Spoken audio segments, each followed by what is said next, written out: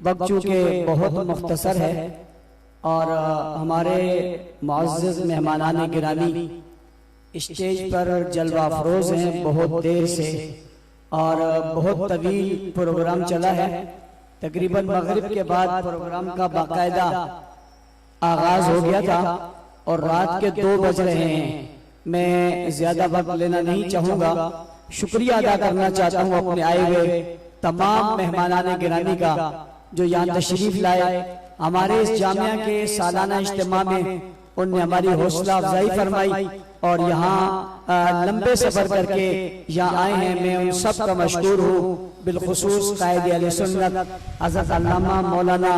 محمد احمد لدھیانوی صاحب، general secretary اہل سنت الجماعت حضرت مولانا عبد الخالق رحمانی صاحب، حضرت اقدس حضرت علامہ مسعود الرحمن عثمانی صاحب، بھائی ریحان محمود ضیاء صاحب. اسی طرح ہمارے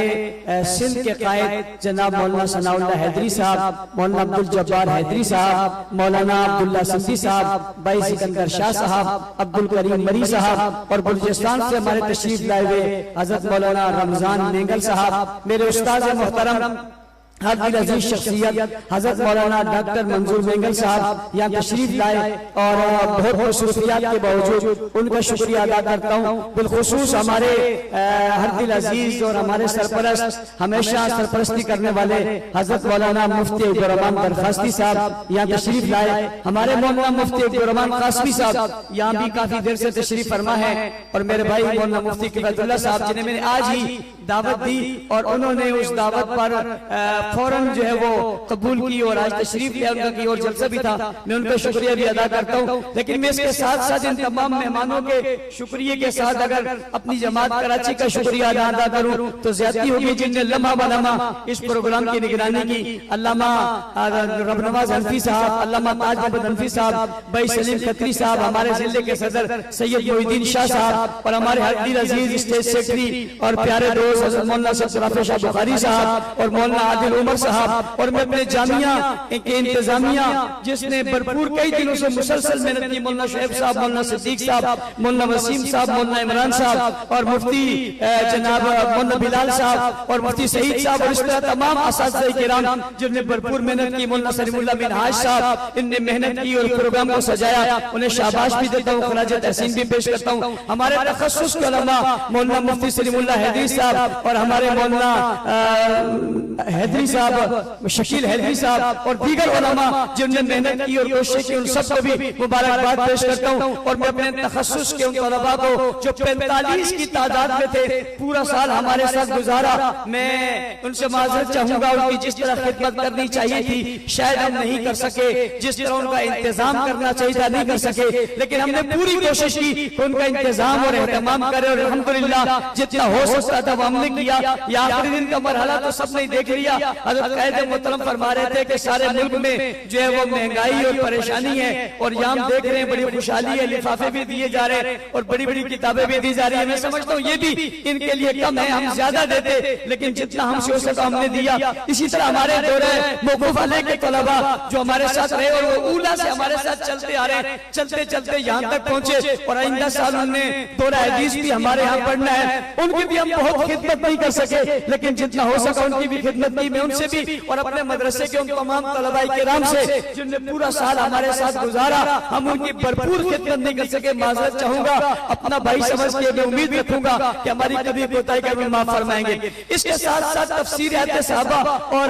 فن خطابت کورس جو ایک ہماری انفرادیت تھی جس کام نے آغاز کیا تھا الحمدللہ اس میں بھی ہمارے پاس 300 کے قریب ملک بھر سے اور شہر بھر سے طلباء اور علماء تشریف لائے. ان 9 دنوں کے اندر ہم نے ان کی بھرپور خدمت کی کوشش کی اور میں سمجھتا ہوں باقی جگہ کو ہماری کوئی کمی کمزوری کوتاہی ہوئی ہوگی لیکن ان 9 دنوں میں ہم نے کوئی چیز ایسی نہیں چھوڑی کہ ان کی خدمت میں ہم نے نہ دی ہو. اعلیٰ قسم کا کھانا، بہترین قسم کا انتظام، اعلیٰ قسم کے اساتذہ، فن خطابت کے عظیم ماہرین، تفسیر کی خوبصورت نکات، خوبصورت باتیں، خوبصورت علماء کی خوبصورت تقاریر بہت خوبصورتی کے ساتھ ان تک ہم نے بات پہنچائی. میں امید کرتا ہوں انشاءاللہ العزیز ہمارے اس پیغام کو لے کر وہ ملک بڑھ جائیں گے، کونا کونا جائیں گے، ہر گھر جائیں گے، اس پیغام کو پہنچائیں گے اور دنیا کو بتائیں گے کہ تاریخ میں صحابہ کرام کو ڈھونڈنے والوں تم کس جنگ کی دنیا میں آئے ہو، آؤ صحابہ کرام کو دیکھنا ہے تو قرآن کی نظر میں دیکھو۔ اور مجھے الحمدللہ آج بہت خوشی ہے، میں جتنا اللہ کا شکر ادا کروں اتنا ہی کم ہے کہ جماعت میں وہ دور مجھے دیکھنے کو ملا اور وہ ادارہ جس میں قائد اہل سنت بھی تشریف لائے آج اسٹیج پر موجود ہمارے ان طلباء کرام نے جو تخصص کے طلباء تھے، ان نے قرآن کریم کی 30 پاروں میں سے ہر پارے سے ایک ایک آیت قرآن کی لے کر 30 دلائل دیے۔ ایک طالب علم نے پھر دوسرے طالب علم نے ان دلائل کے علاوہ یعنی ان آیاتوں کے علاوہ 30 آیاتیں اعلانہ پڑھ کے 60 دلائل پورے کیے اور پھر تیسرا طالب العلم آیا، اس نے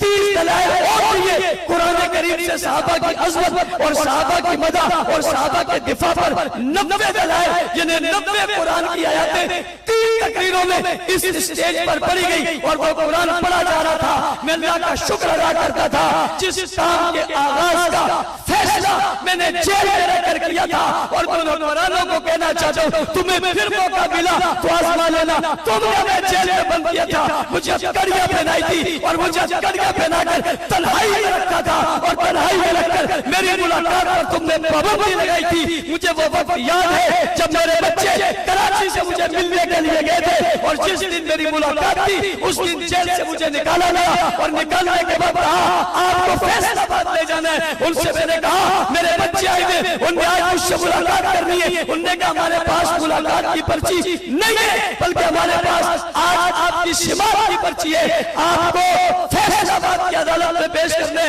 میں جیل کے دروازے پر آیا اور جب میں نے دروازے سے باہر نظر پڑی تو میرا بیٹا اور بیٹی میرے سامنے کھڑے تھے اور سامنے کھڑے تھے مجھے پکار رہے تھے۔ میں بے بس تھا، میرے ہاتھ میں کڑی تھی اور میری زبان خاموش تھی، مجھے بولنے نہیں دیا جا رہا تھا۔ میں نے کہا چلو ملنے دے دو، میں سلام کر دیتا ہوں اور سلام کرنے کے بعد پھر میں چلا جاؤں گا۔ ان نے کہا اس بات کی بھی اجازت نہیں ہے، مجھے جلسی سے پکڑا، گاڑی میں ڈالا، دروازہ بند کر دیا۔ میں نے کھڑکی سے یعنی جو سوراخ ہے ان سے ایک نظر اپنے بچوں کے چہروں پر ڈالی تو مجھے دل میں لگا کہ شاید مجھے دکھ ہو رہا ہے، تو میں نے اس کے جواب میں اپنے ضمیر سے کہا اور اپنے دل سے کہا کس بات پہ ناراض ہو رہے ہیں؟ تجھ سے میرے سامنے بچے نہیں رہے تو کیا ہوا؟ کیا بلال سے زیادہ تکلیف تیرے اوپر آ گئی ہے جسے تپتی بول پر لٹایا گیا تھا؟ کیا نواز سے زیادہ تکلیف تیرے اوپر آ رہی؟ کوئی مسئلہ نہیں، آج نہیں تو کل ملوں گا اور اگر یہاں نہیں مل سکا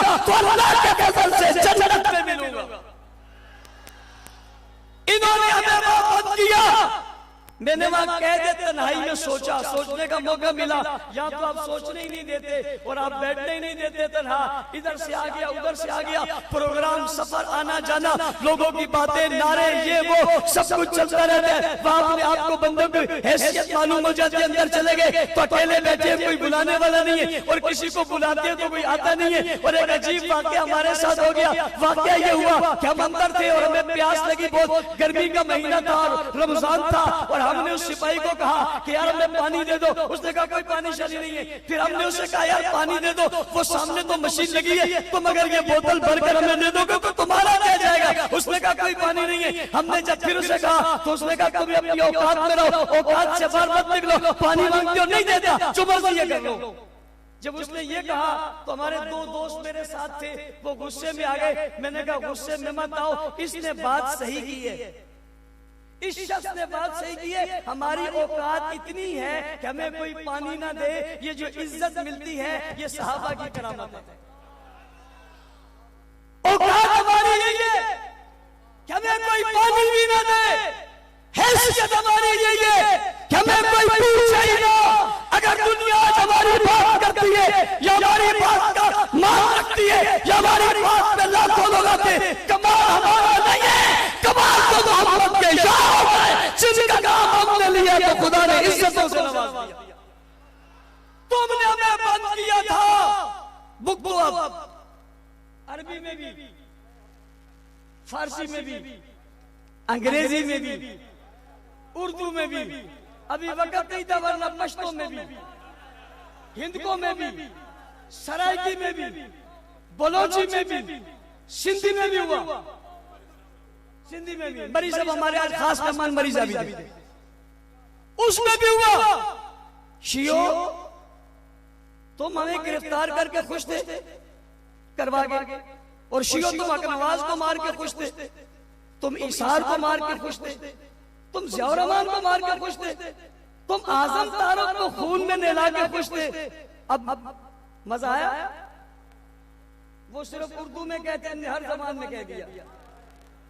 جو بات حق نواز نے اردو زبان میں جنگ کی دھرتی سے کی تھی، آج شادی کے اسٹیج سے عثمان بن عفان کے مدرسے کے تخصص کے طلباء نے ایک ثانیہ لینے کے بعد کتابوں کی صورت میں، دلائل کی صورت میں کئی اور سے بات نہیں کی ہے، کسی کتاب کا حوالہ نہیں دیا، کسی اور بات کی بات نہیں کی ہے، انہوں نے بات کی ہے تو اللہ کے قرآن کی ہے، اور اللہ کے قرآن کی بات کر کے تمہیں قرآن سے ثابت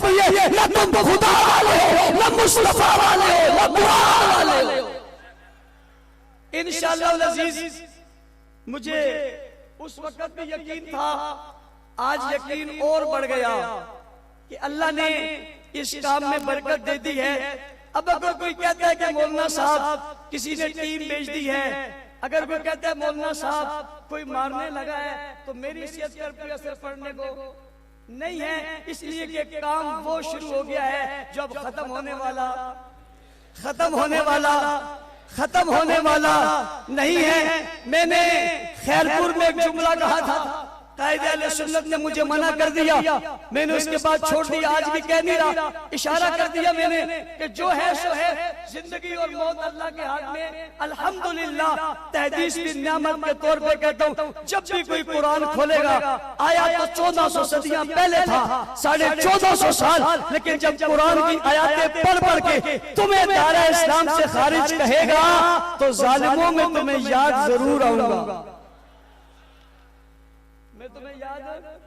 ضرور آؤں گا، جو سنیں گے انہیں بھی یاد آؤں گا، جو سنائیں گے انہیں بھی یاد آؤں گا، یہ سنا کر ہاتھ اٹھا کر دعا دے دیں گے، میرے لیے یہی کافی ہے، اور وہ جلتے مرتے رہیں گے، میرے نجات میں بطور مسلمان کے آج اتنے بڑے اجتماع میں یہ بات کہہ رہا ہوں کہ سب سے پہلے اہل بیت کے گستاخ کو اس بل کے بعد سزا دو، ہم تمہاری حمایت کریں گے کہ اہل بیت کے منکر کو سزا ملنی چاہیے۔ لیکن میں حیران ہوں، ایک طبقہ نام اہل بیت کا لیتا ہے، حضرت علی کی عزت کا قانون پاس ہوتا ہے، اسے تکلیف کیوں ہو رہی ہے؟ حسن و حسین کے گستاخ کے خلاف قلم حرکت میں آتا ہے، اسے تکلیف کیوں ہو رہی ہے؟ سیدہ فاطمہ الزہرا کے گستاخ کو کٹہرے میں لانے کی بات ہو رہی ہے، اس کی چیخ و پکار کیوں آ رہی ہے؟ یا تو گستاخی کی بات آ رہی ہے کہ اہل بیت کے گستاخ کو سزا ملے گی، تم پریشان کیوں ہوتے ہو؟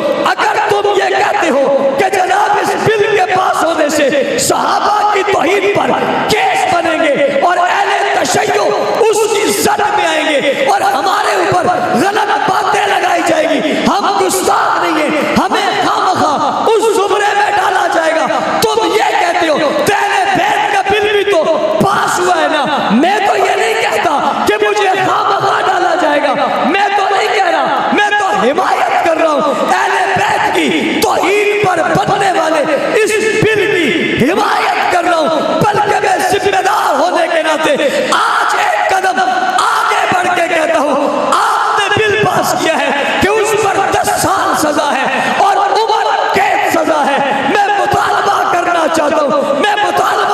چاہتا ہوں، تم نے یہ ترمیم کی ہے، ایک ترمیم اور کیجئے، ہم تمہارے ساتھ ہیں، صرف عمر قید کی سزا نہیں ہونی چاہیے، اہل بیت کے گستاخ کے لیے سزائے موت کا